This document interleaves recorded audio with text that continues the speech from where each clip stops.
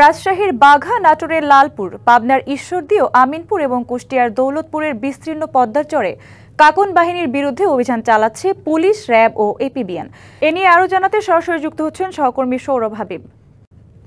সৌরভ, অভিযানের বিষয়ে বিস্তারিত জানাবেন এবং যাদেরকে আটক করা হয়েছে তাদের পরিচয় জানতে পেরেছেন কিনা জানাবেন। সঞ্জিতা, আপনাকে জানিয়ে রাখছি যে ভোর থেকেই কিন্তু এই কাকন বাহিনীর বিরুদ্ধে অভিযানটা পুলিশ, র্যাব এবং এপিবিএন একসাথে শুরু করে এবং প্রায় 1200 সদস্য যারা আপনার রাজশাহীর বাঘা, নাটোরের লালপুর, পাবনার ঈশ্বরদী এবং আমিনপুর এবং দৌলতপুর, কুষ্টিয়ার এইসব এলাকায় এই অভিযানগুলো পরিচালনা করে একসঙ্গে। এবং এই যে চরটি দেখতে পাচ্ছেন, এটা খুবই দুর্গম একটি এলাকা এবং এই চরে চলাচল প্রবেশ করা খুবই কঠিন। শিয়া বাটার ও ভিটামিনে সমৃদ্ধ লিলি বিউটি সোপ, তারুণ্যময় উজ্জ্বল ত্বকের জন্য।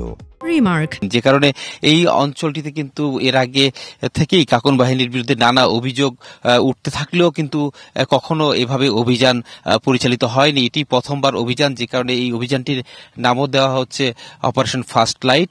এবং এই যে অপারেশনটি হচ্ছে, আমাদেরকে রাজশাহী রেঞ্জের ডিআইজি মোহাম্মদ শাহজাহান নিশ্চিত করেছেন যে এখন পর্যন্ত 21 জনকে আটক করা হয়েছে এবং তাদের কাছ থেকে 5টি আগ্নেয়াস্ত্র এবং দেশি অস্ত্র সহ মাদক উদ্ধার করা হয়েছে। এছাড়া একটি মোটরসাইকেল জব্দ করা হয়েছে এবং এখানে কিন্তু সকাল থেকেই, আমরা ভোর থেকেই কিন্তু আমরা এখানে আছি, তাদের সঙ্গেই আছি এবং দেখতে পাচ্ছি যে এই বিশাল চরটিতে কিন্তু এই পুলিশ অভিযান চালাচ্ছে।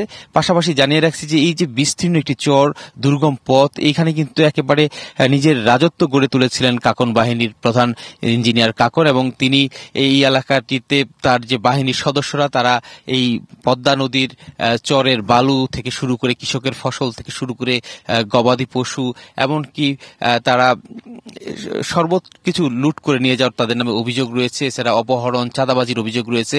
পদ্মা নদীতে তারা কথায় কথায় মানুষকে গুলি করে এবং আপনি জানেন যে গত 27 অক্টোবর 2 জন কৃষক তাদের গুলিতে ঘটনাস্থলে মারা যায় এবং পরবর্তীতে আরো একজন কৃষক মারা যায়। এবং এভাবে কিন্তু কথায় কথায় যে গুলি করা এবং অপরাধ করা, এই ধরনের অপরাধের বিরুদ্ধে কিন্তু এই অভিযানটি প্রথমবারের মতো পরিচালিত হচ্ছে এবং এখন পর্যন্ত তাদের পরিচয়, আটককৃতদের পরিচয় নিশ্চিত করা যায়নি। তবে আমাদেরকে রাজশাহী রেঞ্জের ডিআইজি জানিয়েছেন যে তিনি সংবাদ সম্মেলনের মাধ্যমে পরবর্তীতে এই বিষয়ে তাদের পরিচয় এবং বিস্তারিত জানাবেন। সঞ্জিতা।